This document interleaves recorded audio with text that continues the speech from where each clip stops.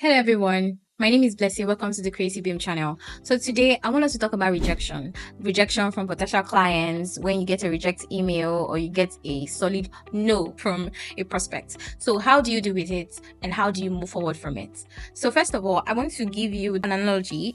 I'm going to use a slot machine or spin the bottle. Now, slot machines where, you put in like a coin just to get a spin, and then wherever the arrow lands, that is what you win. So if it lands at a prize, you win the prize. Sometimes it might land on, oh, try again, or no, better luck next time. Or even spin the bottle. When you spin the bottle, it lands on something and they say that's what you get. Now, I want you to see each time you send out an application as you spinning the bottle or you spinning a slot machine. What does that mean? It means that most times it might land on something that you want. Maybe it leads to an interview or leads to a positive response. Another time it might land on try again next time. Another time it might land on no. So what does that mean? That means that you don't know what your proposal is going to get you. And I'm not saying that you are trying your luck.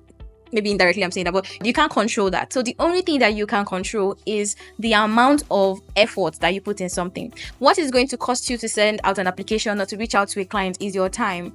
And that time is an investment in your future success. So that's one thing I want you to know. Then the next thing I also want you to know is the fact that rejection might come with a cost, whereby if you're not careful, you might have that inner voice inside you telling you you're not good enough. That's why you have not gotten the response, or that's why you have not landed a job yet, or you have not landed a freelance gig yet. Better stop wasting your time. But that is not it. If you take another perspective, another approach as how your process towards landing another client, another job is, it would change the way you look at rejection. Now, I know rejection hurts, and I'm not here to motivate, perspire you and make it look lighter than it is, but I'm just here to take it from someone like me who many times in the past I used to take no as personal failure, but then I have learned to build from it. So now even when I send out applications, sometimes when I am able to get an audience from a prospect that tells me, oh no, they had to move on with another maybe freelancer or another remote worker, and I tell them, oh please, can you tell me, okay, why did you not go ahead with me? Some are generous enough to give me feedback, and with that I am able to make sure that the next time I am reaching out, either to that company or another company, I apply the feedback I have gotten. So that brings me to 3 tips I want to share with you today just to help you. First thing first is that make sure that you keep pushing and improving.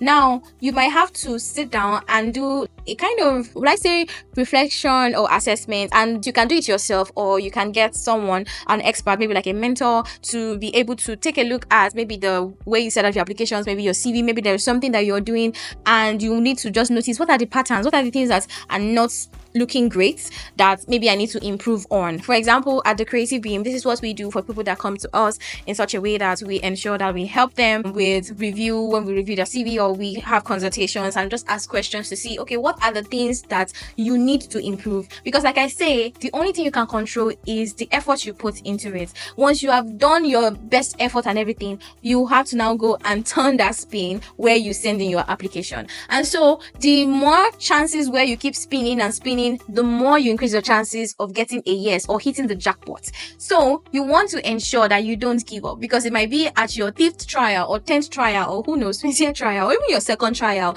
that you might get to hit the jackpot. So you don't want to give up at all. The next thing is celebrate your small wins. Now, many times you might think that, okay, until you hit the jackpot, which is landing that big project or landing that job, that is when you are making progress. No.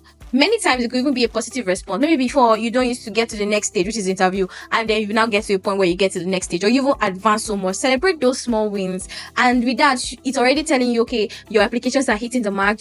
You now need to know, okay, what other things do I need to improve on to actually get my foot in the door? Then the next thing is focus on the process, not just the outcome. I know the outcome is that project, that job that you want to land, but make sure that you're also focusing on the process in such a way that you are making sure you're putting in your best, you're learning all that it is that you need to learn, which is where I tell you that you're not leaving any spot, you're not having any blind spots. You're being honest with yourself that you're doing the best with your applications, with your CV, with your resume, with your proposals, with your portfolio. You're putting your best foot forward so that when this opportunities want to start coming in, they make you prepared. So rejection, see it as part of life. They would come, even to the best of us, they do come.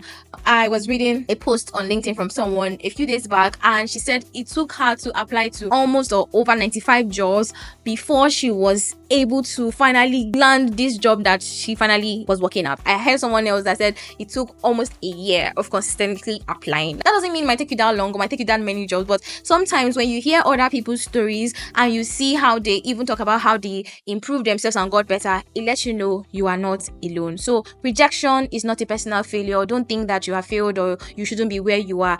Instead, see it as enough encouragement to keep pushing forward. I hope this helps you. Make sure you subscribe, and I'll see you in the next video.